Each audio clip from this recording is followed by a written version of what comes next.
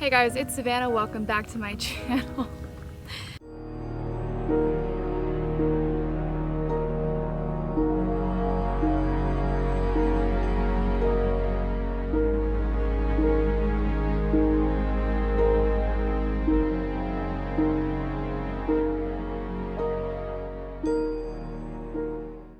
I tried doing like a 50s style like head wrap thing because I plan on taking off the top of my Jeep and I need to be able to contain my hair somewhere, and it basically flies all around in the Jeep, so I had to figure something out.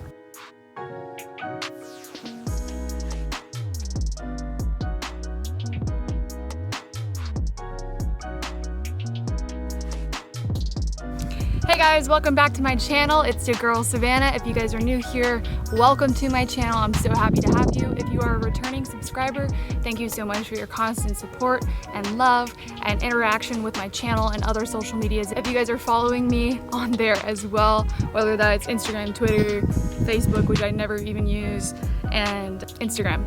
Today I'm going to be talking about the top 5 things you want to avoid in boot camp in order to be a good recruit, in order to get through boot camp without highlighting yourself, because trust me, you do not want to be the one the drill instructors pick on.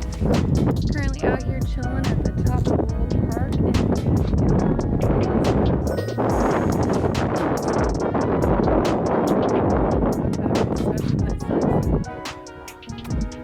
So I totally meant to film the rest of that video the day you guys saw me with my hair down and my makeup done, stuff like that, but it ended up not happening. I kind of like went home and like passed out on the couch. So I'm finishing the video today.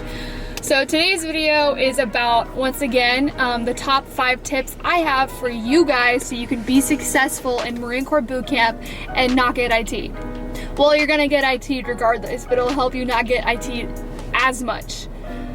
So without further ado, I'm going to tell you guys these top 5 tips. So let me quickly explain what IT is and what the punishments that you could possibly face if you do any one of these things. So IT is basically where they take you to a sand pit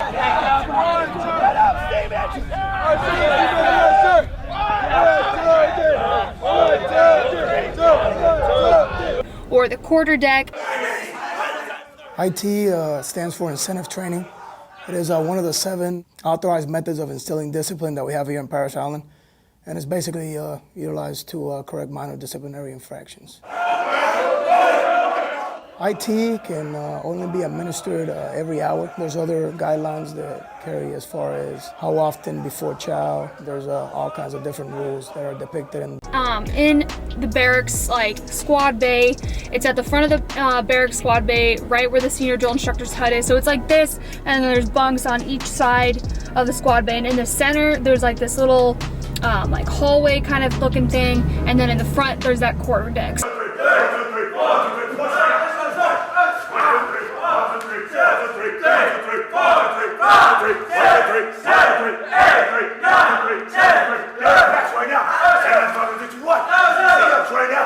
So basically, what happens when you do something or the platoon does something that the drill instructors don't like is you get IT'd. So it's basically like intense physical exercise where you're doing high knees, you know, plank, it annihilates you. But also, a big tip that I have for, you know, mentally getting through IT is just think about, you know, those abs you're gonna get, because I lost like 40 pounds in boot camp and I came out looking like a stick.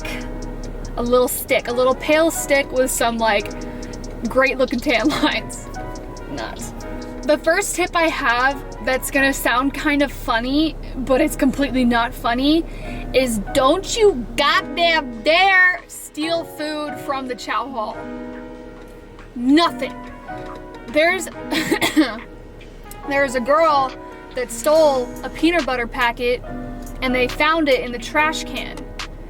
And guess what? There was a whole like Spanish Inquisition about who ate this goddamn peanut butter packet, and she paid dearly. IT'd for a heck of a long time, every hour on the hour. She was out in the sand pit. just the worst possible decision you could possibly make. Seriously, it's like, it sounds so funny that it's just like a peanut butter packet, but dead ass, like they do not play. Like the second you leave the chow hall, that's it. That's it. Seriously. Okay, so like, don't be stealing food from the chow hall. That's my number one tip. My second tip of what not to do in boot camp is itch yourself, slap yourself, or move a goddamn eyeball when you are in formation. When you're in formation, you're a freaking statue. You don't look, you don't avert your eyes, you do not move a toe, you do not adjust your knee, you do not scratch. Because let me tell you, there are these annoying little sand fleas. Okay, listen, like sand fleas are like smaller than mosquitoes, but they suck so much more because there's so many of them, especially in the summer on Parris Island, where all the females go right now. There's no females on the West Coast. You only go to Parris Island, South Carolina. So basically, in the summer months when I was there, it was awful. Awful, awful, awful. They bite you, you're covered in these bumps from head to toe. Girls got scars from it if you have a kind of blood type that they like. So a tip I have to prevent a little bit of it is have your parents send you the Nivea Skin So Soft. That's the only thing I found that kind of worked a little bit to keep them at bay. But literally that was the hardest thing. I swear to God, that was the hardest thing for me in boot camp is keeping my bearing. That's what they call it, bearing, and not moving when those little fuckers are biting me. Excuse my language. So that is my second tip. Do not slap yourself when you're getting bit by sand fleas, okay? Don't. Just don't. It's not worth it. It's not worth it. So my third tip of what not to do in boot camp is don't be goddamn slow. Don't be slow anywhere. You're sprinting everywhere, sis. You're going from here to there. You're doing everything the drill instructors tell you with the fastest freaking intensity in your little body. Literally, like, without a doubt, if you're fast and you're moving and you do exactly what the drill instructors say and don't question it, you will most likely not get IT'd as much as the girl next to you that's the slowest one putting her pants on in the morning. Okay? You can make a phone call! Don't do it! Madam, it is not ringing! I'm trying to get fire recruiter! God, hang it up and try to the floor! Get you just floor! Get my floor! Down. This is recruiter!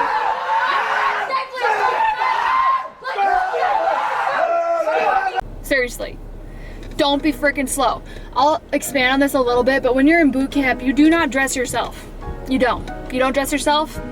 They dress you by the numbers. So basically, you wake up in the morning, you get up, you get online in front of your little Foot Lockers, and you're in your green on green. So you are in your, skivvy top, it's just a green t-shirt, your skivvy bottoms, and it's basically just green shorts, and you're wearing socks. You're gonna put on your pants, and it's gonna be like this. It's gonna be 30, 29, 28, 27, 26, 25, 24, 25, 21, 15, 10, 9, 8, 7, 6, 5, 4, 3, 2, 1, and then that's when you're gonna have your pants on. So it's not fair, trust me.